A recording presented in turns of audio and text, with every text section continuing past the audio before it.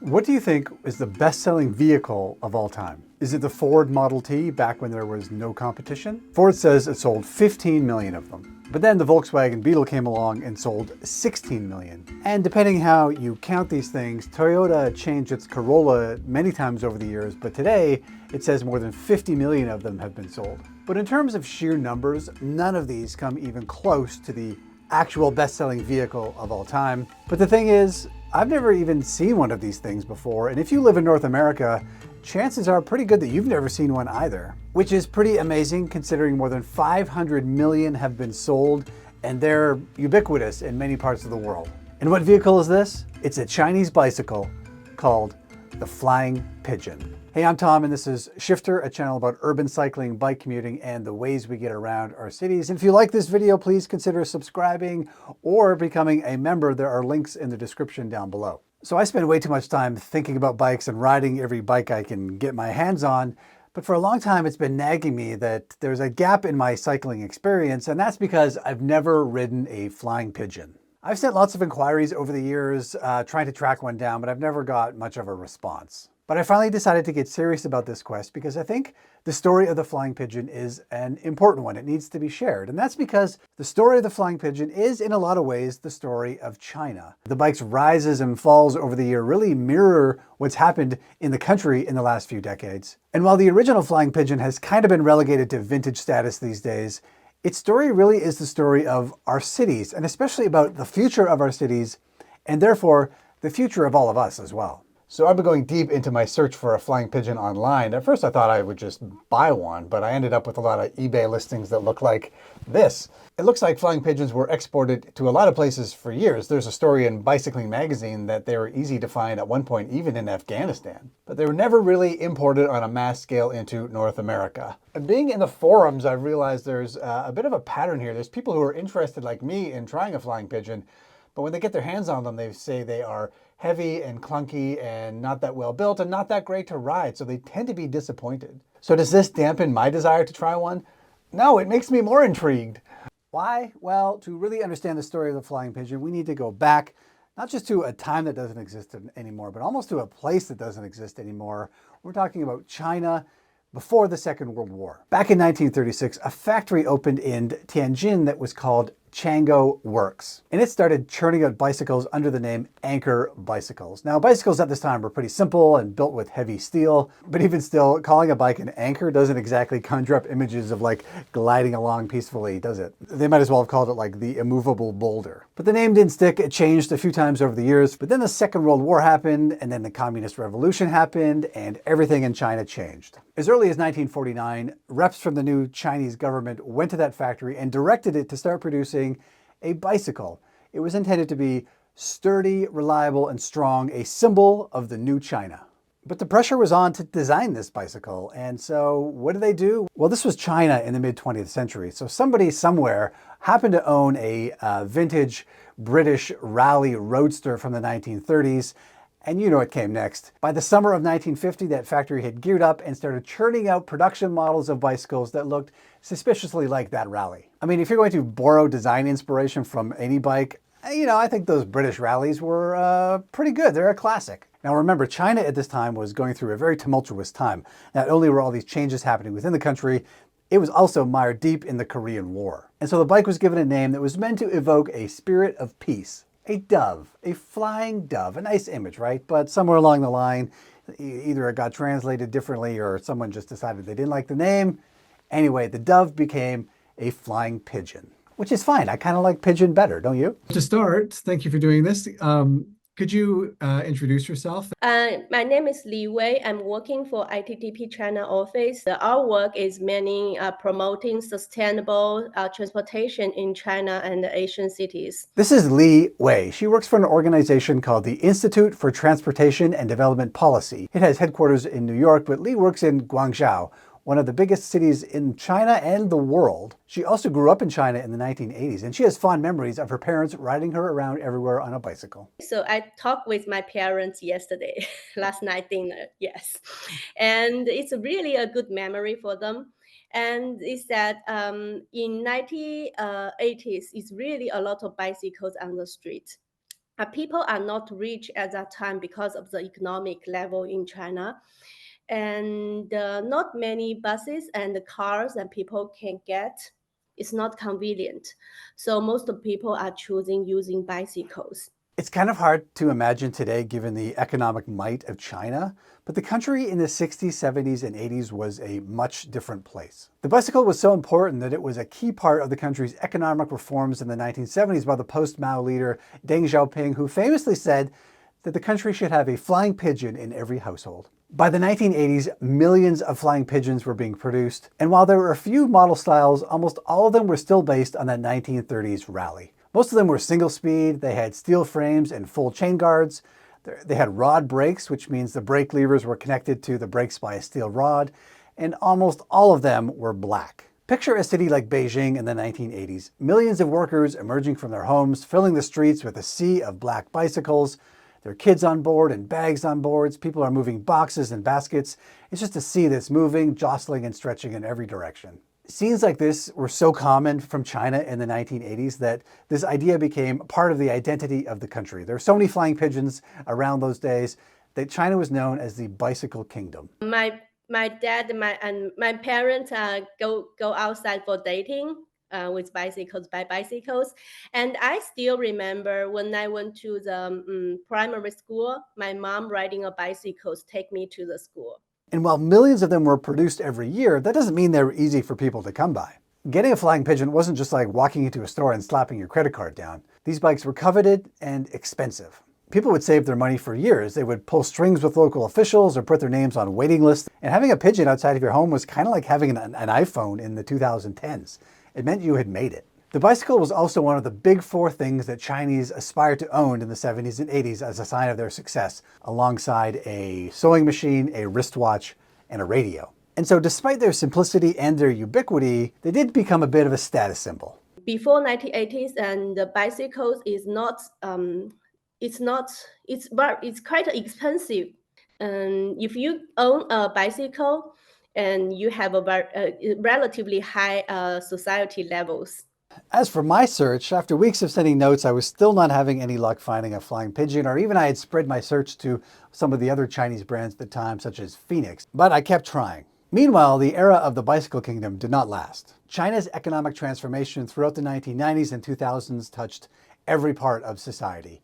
You've probably read about the incredible urbanization in China through this time. In the 80s, less than 20% of the population lived in cities. Today, it's over 65%. We're talking hundreds of millions of people on the move.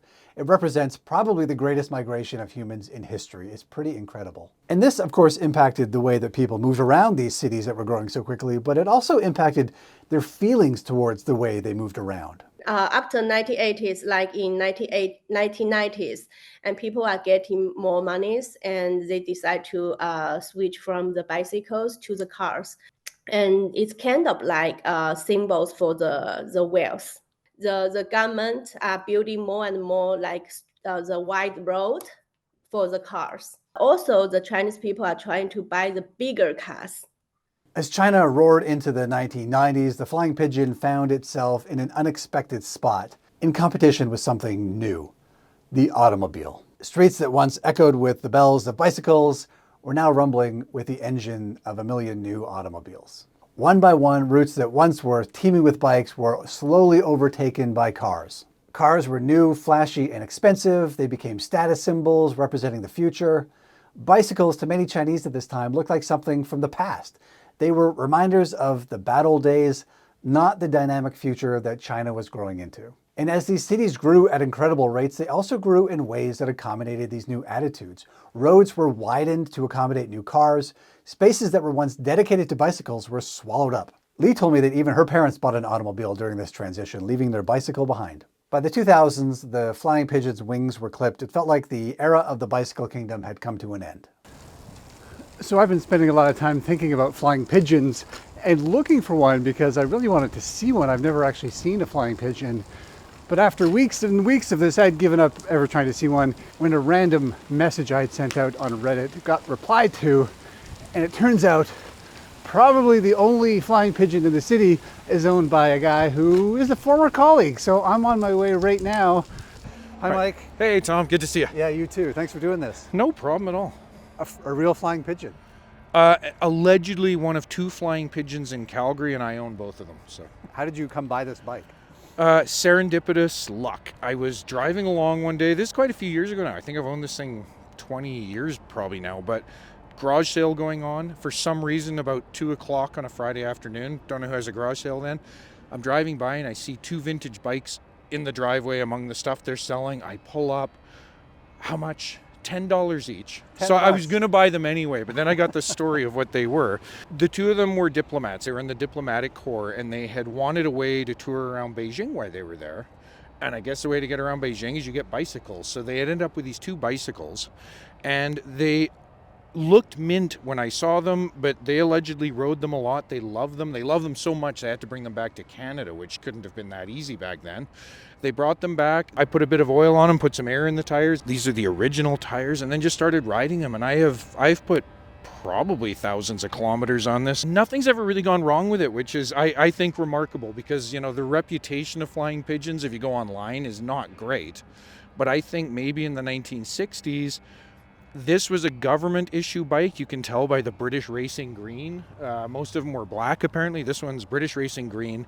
That was for the Postal Service, government workers. So maybe they made better bikes for the government in China. But it's pretty simple, hey? Like a single speed. Single speed. He's got the chain guard on it. Chain guard. How about the brakes? The brakes are horrendous. I can't describe them as anything but the problem you get, especially on a day like today where there's a little bit of frost in the air in Canada, they brake on these beautiful chrome rims, but they get slippery. So braking is something where you plan well ahead. Say you're going to the pub or to work or pick up your groceries.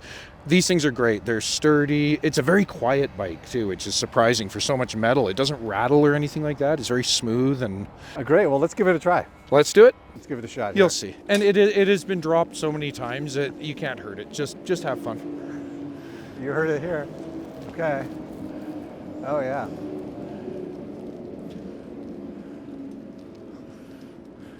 It's comfortable.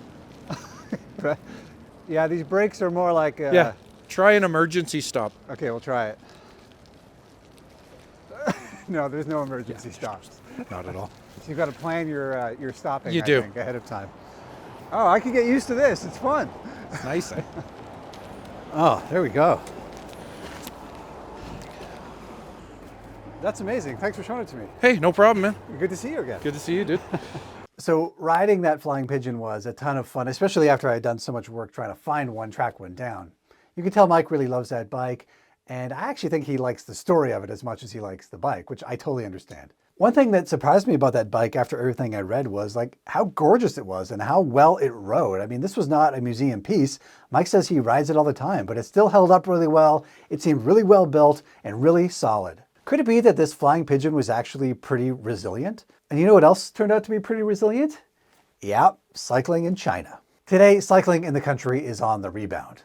It didn't take long for the country to realize that automobiles as a transportation method have their limits. There just isn't enough space for all of those cars. And while the automobile industry has become a huge part of China's economy, cities just can't accommodate it. And through her work with IDTP, Li is seeing yet another profound transformation happening in China. The country has been investing staggering amounts of money in transit projects, and all that space that was once reserved for bicycles but then given over to cars, well, some of it is starting to go back to bicycles. So they want to have the GDP which based on the car industries. So they give more benefits to the car users. But now the government realized the sustainability is very important for the cities, and also the central government is leading the way for the green transportations, green mobilities. So the cities are doing some kind of important work right now to give the space back to the cyclists and also pedestrians as well.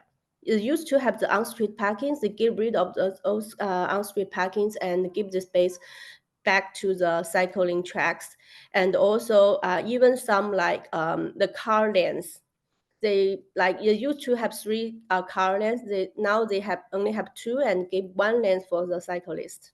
And Lee says part of this transformation is that attitudes are changing as well. Those days when people look down on bicycles as hopelessly old-fashioned and low status, well, they're changing also. Young people today, she says, are embracing cycling, transit, and pedestrianism as a path to a more sustainable future. Now you own a car is also very costly. The parking fees are very high, and also it's very congested on the street. So the young generation prefer to choose another way, a more green one. To accommodate this, bike lanes are being built and restored. Disincentives to drive a car are being implemented, like parking fees and zone and congestion pricing. Check out some of this footage from my friend Darcy, who visited China just last summer and posted it on his great channel, Bike Bike Nudge Nudge.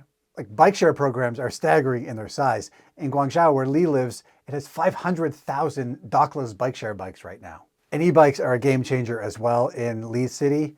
6 million e-bikes are there now. That's incredible to me. I mean, it's not always a smooth transition. Of course, there's sometimes conflict between users. And that weird line between what's a moped and what's an e-bike, well, that blurry line may be blurrier in China than anywhere else. But the government is looking at cities and trying to find ways to accommodate this. Some of the cities are actually adding bike lanes with different speeds to accommodate different types of bike users as well. And in her work, Lee says she's been working with governments at different levels to ensure that transportation is being implemented in sustainable ways, using best practices based on the most up-to-date information. She sees transit, bikes, and pedestrianism as the future of Chinese cities. So what do these urban transformations in China mean for the rest of us? Well, a lot of things, I think. The urbanization in China feels very similar to what a lot of cities went through over the last 100 years, just at a faster pace, at a more compressed time frame. From the bicycle to the automobile and back again, in China it took 40 years. Doesn't it feel like a lot of cities are on the same track, just maybe a little bit slower? I think cycling is definitely a good way for the people, not only about the economic reasons or the environment reasons, but also like for the healthy, for the people. Yeah, I'm riding a bicycle to work every day. And as for the Flying Pigeon, well, the brand is still around, but it's evolved just like the bike culture throughout the whole country. Today it produces all kinds of makes and models. Yes, it still produces that classic roadster, but it makes e-bikes too. And what about Li Wei's parents, the ones who rode her around on a bicycle when she was growing up, but then left that behind for a car? Well, she says that car stays parked a lot these days because they're increasingly taking transit and walking. And yes, they even bought themselves a pair of e-bikes recently. Thanks for watching. I'll see you next time.